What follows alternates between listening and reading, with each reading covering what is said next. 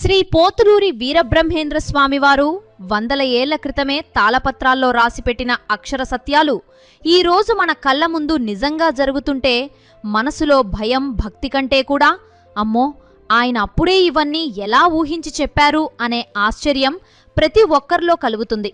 పైగా ఇప్పటి వరకు ఆయన చెప్పినవి ఎన్నో జరిగాయి, జరుగుతున్నాయి కూడా.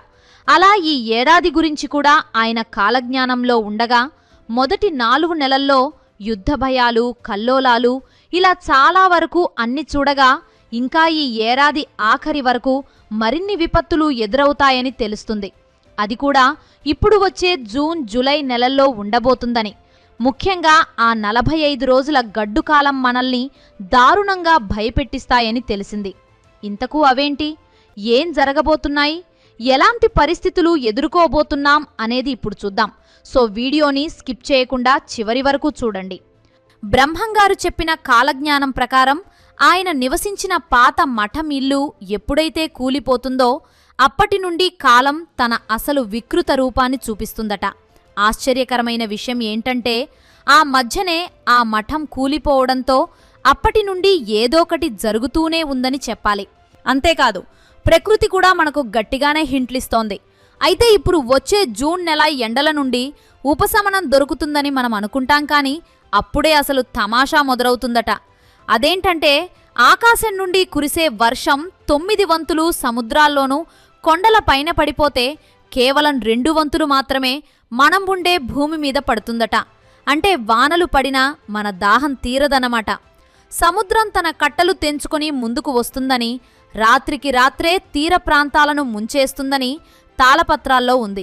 అంటే మీరు హాయిగా బీచ్ వ్యూ అని కోట్లు పెట్టుకొన్న ఇల్లు రేపు పొద్దున్న సముద్రం వ్యూలోకి కాదు, నేరుగా సముద్రం లోపలికే వెళ్ళిపోయే ప్రమాదం ఉందన్నమాట.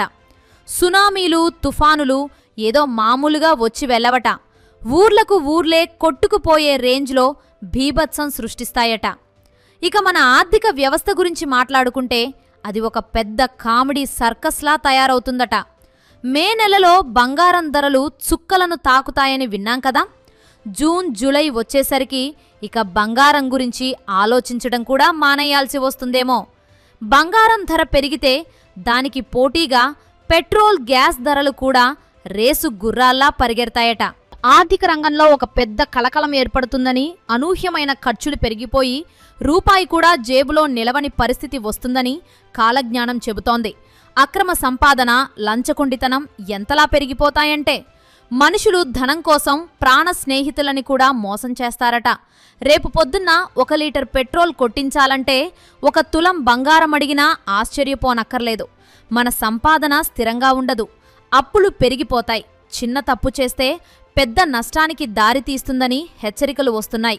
మనం డెవలప్ అయ్యామని స్మార్ట్ ఫోన్ పట్టుకుని తిరుగుతున్నాం, కానీ లోపల మాత్రం మనిషి వాల్యూ 0 అయిపోతుందని బ్రహ్మంగారు ఎప్పుడో గమనించారు. ఇంకా రాను రాను మనుషుల మధ్య నమ్మకం తగ్గిపోతుంది. చిన్న చిన్న విషయాలే పెద్ద గొడవలకు దారితీస్తాయట.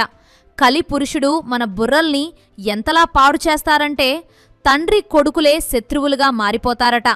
ప్రేమ అనేది కేవలం లాభనష్టాల మీద ఆధారపడి ఉంటుందట. ఆడవారికైనా మగవారికైనా కామం అనేది విపరీతంగా పెరిగిపోయి నైతిక విలువలు గాలికి ఎగిరిపోతాయట. అక్రమ సంబంధాలు పెరిగిపోతాయని, చిన్న వయసులోనే దారుణమైన పరిస్థితులు వస్తాయని హెచ్చరికలు ఉన్నాయి. అబద్ధం నిజంలా, నిజం అబద్ధంలా కనిపించే చిత్రమైన కాలమిది. ప్రజలు దేవుడిలా నమ్మే ఒక పెద్ద నాయకుడి చీకటి రహస్యాలు బయటపడి దేశవ్యాప్తంగా అల్లర్లు, గందరగోళం ఏర్పడతాయట. నిజానికి ఇవన్నీ ఇప్పుడు జరుగుతూనే ఉన్నాయి, కానీ రాను రాను వీటి ప్రభావం ఇంకా ఎక్కువగా ఉంటుందట.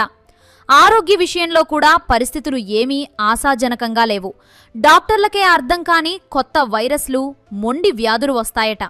మనిషి నిలుచున్న పలంగా రక్తం కక్కుకుని చనిపోయే భయంకరమైన సీన్లు చూస్తామట. బహుశా ఇప్పుడు వస్తున్న ఎబోలా వైరస్ ఇదేనేమో. ఇప్పటికే ఈ వైరస్ ఇండియాకి కూడా వచ్చింది. అంటే మనుషులు పిట్టల్లా రాలిపోయే ఆ 45 రోజుల గడ్డుకాలం జూన్, జూలై నెలల్లోనే ఉంటుందని కొందరు పండితులు అభిప్రాయపడుతున్నారు. ప్రకృతి కూడా వింతగా ప్రవర్తిస్తుందట. వేప చెట్టుకు మామిడికాయలు కాయడం, చింత చెట్టుకు మల్లె పువ్వులు పూయడం వంటి అసాధారణ మార్పులు మనం చూస్తామట. విదేశాల్లో, ముఖ్యంగా అమెరికా వంటి దేశాల్లో ఉంటున్న మనవాళ్ల పరిస్థితి కూడా ఆందోళనకరంగా మారుతుందట. వీసా ఇబ్బందులు పీక్ స్టేజ్కి వెళ్లి గ్రీన్ కార్డు ఉన్నా సరే రక్షణ లేని పరిస్థితులు ఏర్పడతాయని కాలజ్ఞానం చెబుతోంది. అంటే మన కర్మను అనుభవించడానికి దేశం దాటి వెళ్లినా తప్పదన్నమాట. యుద్ధాల గురించి మాట్లాడుకుంటే మూడో ప్రపంచ యుద్ధం ముప్పు పొంచి ఉందని బ్రహ్మంగారు ఎప్పుడో సూచించారు. ఇప్పటికే జరుగుతున్న యుద్ధాలు ఆ పెద్ద వినాశనానికి నాంది అనిపిస్తుంది. 2 దేశాల మధ్య బాంబుల దాడులు దీపావళి తపాసుల్లా వినిపిస్తాయని, గాలిలో విమానాలు ఒకదానికొకటి ఢీ కొట్టుకొని నిప్పులు కక్కడం మనం చూస్తామని భయంకరమైన హెచ్చరికలు వస్తున్నాయి. అహంకారం పెరిగిన చోట శాంతి నిలవదు అని బ్రహ్మంగారు చెప్పారు. ఆయుధాలు ఆధునికమవుతున్నాయి, కానీ మనసులు మాత్రం క్రూరంగా మారుతున్నాయని ఆయన ఆనాడే గమనించారు. ఈ యుద్ధం కేవలం దేశాల మధ్య కాదు, మనిషి లోపల ఉండే స్వార్థం బయటకు వచ్చిన రూపం మాత్రమే. మరి ఇంత భీభత్సం నుండి మనల్ని రక్షించేది ఎవరు? బ్రహ్మంగారు చెప్పినట్టు దుష్ట శిక్షణ కోసం వీరభోగ వసంతరాయులు వస్తారు. ఆయన కలికి అవతారంగా భూమి మీదకు వచ్చి ధర్మాన్ని తిరిగి ప్రతిష్ఠిస్తారట. ఆయన వచ్చే వరకు మనం చేయాల్సింది భగవంతుని నామస్మరణ మరియు ధ్యానం మాత్రమే. ఎవరైతే సత్పురుషుల జోలికి వెళ్లరో, ఎవరైతే ధర్మబద్ధంగా బ్రతుకుతారో వారిని ప్రకృతి రక్షిస్తుందట. బయట ప్రపంచం మారాలంటే ముందుగా మన మనసు మారాలి. అసూయను విడిచిపెట్టి ప్రేమను పంచడం నేర్చుకోవాలి. మనం అడవులను నరికేశాం, నదులను కాలుష్యం చేశాం. ఇప్పుడు ప్రకృతి తన సమతుల్యాన్ని తిరిగి సాధించడానికి మనపై తిరగబడుతోంది. బ్రహ్మంగారు చెప్పినవి ఎన్నో నిజమయ్యాయి. స్త్రీలు దేశాన్ని పరిపాలిస్తారని, ఆకాశంలో వాహనాలు తిరుగుతాయని, నీళ్లతో దీపాలు వెలిగిస్తారని, కరెంటు ఎద్దులు లేకుండానే బండ్లు నడుస్తాయని ఆయన 100 ఏళ్ల క్రితమే చెప్పారు. ఇవన్నీ నిజమైనప్పుడు రాబోయే జూన్, జూలై నెలల మార్పుల గురించి ఆయన చేసిన హెచ్చరికలను మనం లైట్ తీసుకోలేము. తిరుపతి వెంకన్న కుడిభుజం అదురుతుందని, విజయవాడ కనకదుర్గమ్మ ముక్కు పుడకను కృష్ణానది నీరు తాకుతుందని, ఇవన్నీ ప్రళయ సంకేతాలని కాలజ్ఞానం చెబుతోంది. ఈ ఖండ ప్రళయం తర్వాత పొట్టుపోయి గట్టి గింజ నిలుస్తుంది. అంటే పాపాత్ములు నశించి భక్తులు మరియు సత్పురుషులు మాత్రమే సత్యయుగంలోకి ప్రవేశిస్తారట. రాబోయే కాలం మనందరికీ ఒక పెద్ద పరీక్ష. కుంభవృష్టి వానలు, తుఫానులు, పెట్రోల్ రేట్ల మంటలు, యుద్ధ మేఘాలు మనల్ని చుట్టుముట్టవచ్చు. కాని భయపడితే ప్రమాదం పెరుగుతుందే తప్ప తగ్గదు. మనం చేయాల్సింది భగవంతుని ధైర్యంతో ఉండడం, ధర్మాన్ని పాటించడం, ప్రకృతిని గౌరవించడం నేర్చుకోవాలి. మనం చేసే పుణ్యమే మనల్ని, మన వంశాన్ని కాపాడుతుందని మర్చిపోవద్దు. ప్రపంచం ఎలా ఉన్నా మనం మంచి మనుషులుగా ఉండాలి. అప్పుడే ఏ విధ్వంసం మనల్ని తాకదు.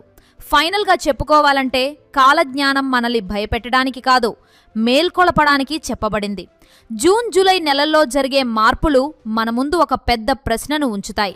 మన జీవితం ఎలా ఉండాలి అని. కాలం మారుతుంది, పరిస్థితులు మారతాయి, కానీ మన విలువలు మారకూడదు. ధర్మో రక్షతి రక్షితః అంటే మనం ధర్మాన్ని రక్షిస్తే ఆ ధర్మమే మనల్ని రక్షిస్తుంది. ఈ వీడియోపై మీ అభిప్రాయాన్ని కామెంట్ చేయండి. మరి రాబోయే ఆ తుఫానులను, గ్యాస్ రేట్ల పెంపును తట్టుకోవడానికి మీరు సిద్ధమేనా? అలాగే బ్రహ్మంగారు చెప్పిన ఈ విషయాలు మన కళ్ళ ముందే జరుగుతుంటే మనం నిజంగానే కలియుగం చివరి అంచుల్లో ఉన్నామని మీకు అనిపిస్తోందా అనేది కామెంట్స్లో పంచుకోండి. ఇక మరిన్ని ఇంట్రెస్టింగ్ వీడియోస్ కోసం మా ఛానల్ను సబ్స్క్రైబ్ చేసుకోండి.